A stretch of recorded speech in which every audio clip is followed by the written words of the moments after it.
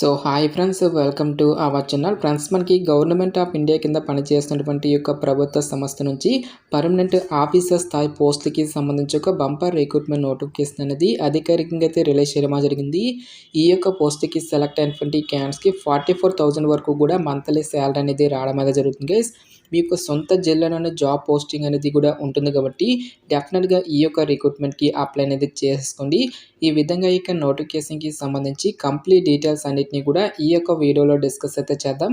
So ఎవరు కూడా skip అయితే చేయదు గైస్. ఫస్ట్ టైం మన ఛానల్ని విజిట్ చేస్తున్నట్లయితే కనుక సబ్స్క్రైబ్ అయితే చేసుకుని బెల్ ఐకాన్ కూడా యాక్టివేట్ చేసి పెట్టుకోండి.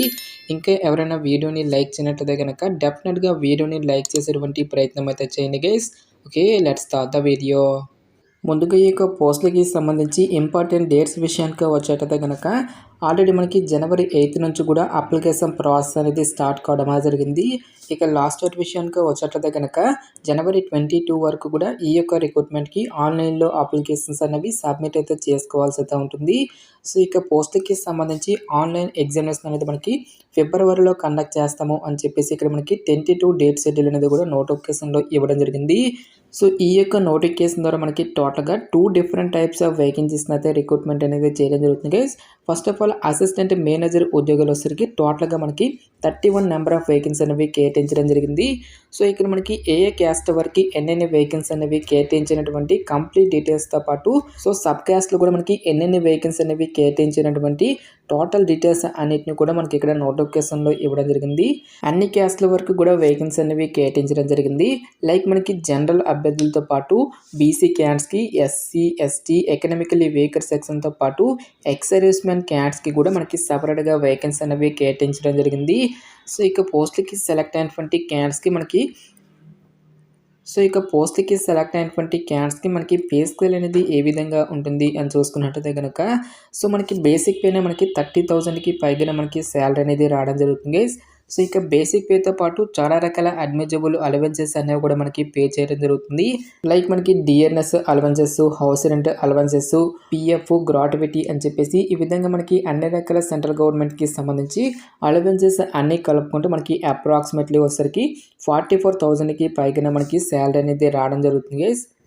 సో ఇక పోస్టులకి అప్లై చేసుకోవడానికి మీకు ఉండాల్సినటువంటి ఏజ్ లిమిట్ విషయానికి వచ్చేటదే కనుక అక్టోబర్ 31, 2024 నాటికి మీకు మినిమం ఏజ్ అనేది 20 ఇయర్స్ అయితే కంప్లీట్ అయి ఉండాలి. జనరల్ అభ్యర్థులు వచ్చేసరికి 30 ఇయర్స్ వరకు కూడా అప్లై అనేది చేసుకోవచ్చు. నెక్స్ట్ మనకి క్యాస్ట్ వరకు కూడా ఏజ్ రిలాక్సేషన్స్ అనేవి అప్లికేబుల్ అనేవి అవుతాయి కాబట్టి ఓబీసీ క్యాండిడేట్స్ వచ్చేసరికి 33 ఇయర్స్ వరకు, ఎస్సీ ఎస్టీ క్యాండిడేట్స్ వచ్చేసరికి 35 ఇయర్స్ వరకు, నెక్స్ట్ పీడబ్ల్యూడీ క్యాండిడేట్స్ వచ్చేసరికి 40 ఇయర్స్ వరకు కూడా అప్లై చేసుకోవడానికి ఛాన్స్ అనేది కల్పిస్తూ ఉన్నారు. నెక్స్ట్ ఈ యొక్క పోస్ట్కి సంబంధించి సెలక్షన్ ప్రాసెస్ అనేది ఏ విధంగా ఉంటుంది అని చూసుకున్నట్టయితే కనుక ఓన్లీ 2 స్టేజెస్లో ఈ యొక్క వేకెన్సీస్కి సంబంధించి సెలక్షన్ అనేది కంప్లీట్ అయితే చేయడం జరుగుతుంది గైస్. సో ఇతర బ్యాంక్స్ లాగా మనకి CBT1, CBT2 అంటూ కూడా మనకి ఏమి కూడా కండక్ట్ అయితే చేయరు గైస్. కేవలం మనకి ఒకే ఒక రిటన్ టెస్ట్ ద్వారా ఈ యొక్క పోస్ట్కి సంబంధించి సెలక్షన్ అనేది కంప్లీట్ అయితే చేయడం జరుగుతుంది. సో టోటల్గా మనకి 100 నెంబర్ ఆఫ్ క్వశ్చన్స్ అనేవి ఆడడం జరుగుతుంది.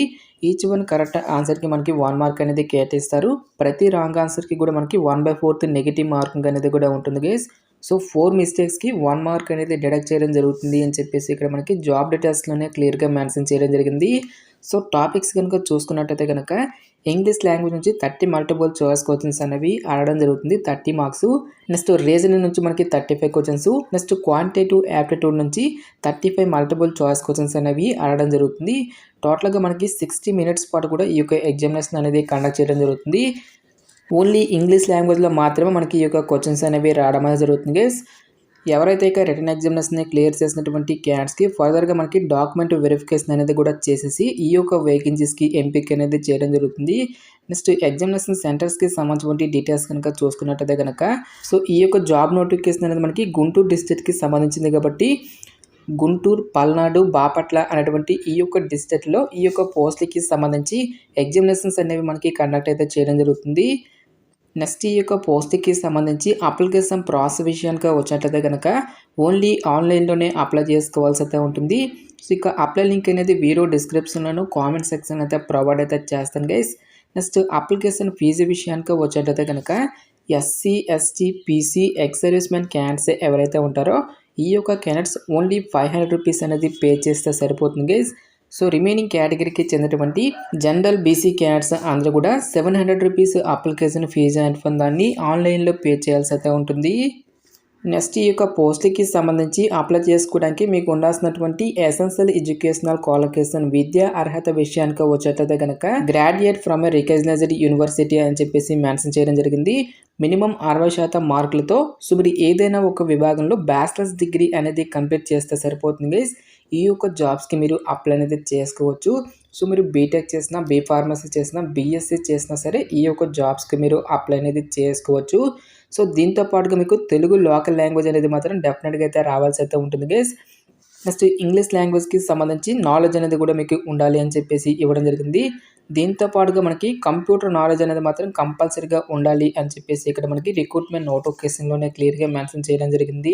గాయస్ మనకి ఇదే నోటిఫికేషన్ ద్వారా స్టాఫ్ అసిస్టెంట్ ఉద్యోగాలతో పాటు క్లరికల్ అనేటువంటి ఈ యొక్క ఉద్యోగాలను కూడా మనకి రిక్రూట్మెంట్ అనేది చేయడం జరుగుతుంది. సో ఇక్కడ మనకి ఏ క్యాస్ట్ వరకు ఎన్నెన్ని వేకెన్సీ అనేవి కేటాయించినటువంటి కంప్లీట్ డీటెయిల్స్ అనేటివి కూడా మనకి ఇక్కడ నోటిఫికేషన్లో ఇవ్వడం జరిగింది. టోటల్గా మనకి 50 నెంబర్ ఆఫ్ వేకెన్సీ అనేవి కేటాయించడం జరిగింది గైస్. నెక్స్ట్ ఇక్కడ మనకి ఓపెన్ కేటగిరీతో పాటు ఫర్ పాక్స్ అని చెప్పేసి సపరేట్గా కొన్ని వేకెన్సీ అనేవి కేటాయించడం జరిగింది. సో పాక్స్ అంటే ప్రైమరీ అగ్రికల్చర్ క్రెడిట్ సొసైటీస్ అని చెప్పేసి అర్థం గైస్. సో ప్రజెంట్ కానీ ప్రీవియస్గా కానీ మీరు యొక్క పాక్స్లో కనుక వర్క్ చేస్తున్నట్లయితే కనుక ఆ యొక్క క్యాండిడేట్స్కి మనకి సపరేట్గా వేకెన్సీ అనేవి కేటాయించడం జరిగింది. సో ఓపెన్ కేటగిరీలో ఉన్నటువంటి క్యాండిడేట్స్కి వచ్చేసరికి అన్ఎంప్లాయిడ్ క్యాండిడేట్స్ అందరూ కూడా అప్లై అనేది చేసుకోవచ్చు. ఫర్ పాక్స్ అనేటువంటి ఈ యొక్క కేటగిరీలో ఉన్నటువంటి పోస్టులకి మాత్రం ప్రజెంట్ కానీ ప్రీవియస్గా కానీ ఎవరైతే ఆ సొసైటీలో వర్క్ చేస్తున్నటువంటి క్యాండిడేట్స్ ఉంటారో ఆ యొక్క క్యాండిడేట్స్కి మాత్రమే ఆ పోస్టులు అనేవి మనకి కేటాయించడం జరిగింది. సో ఈ యొక్క పోస్టులు కూడా మనకి సేమ్ ఏజ్ లిమిట్తో పాటు ఇంపార్టెంట్ డేట్స్, అప్లికేషన్ ఫీజుతో పాటు సేమ్ సిలబస్ అనేది ఇవ్వడం జరిగింది. గైస్ ఈ యొక్క పోస్ట్లకి చాలా అంటే చాలా తక్కువ కాంపిటీషన్ అనేది ఉంటుంది. ఎందుకంటే సో ఇప్పుడు నేను చెప్పేటువంటి ఈ యొక్క డీటెయిల్స్ అన్నీ కూడా మనకి గుంటూరు డిస్ట్రిక్ట్కి సంబంధించినటువంటి జాబ్ నోటిఫికేషన్ డీటెయిల్స్. సో ఆ యొక్క నోటిఫికేషన్కి వచ్చేసరికి ఓన్లీ గుంటూరు డిస్ట్రిక్ట్కి చెందినటువంటి క్యాండిడేట్స్ మాత్రమే అప్లై చేసుకోవాల్సి అయితే ఉంటుంది.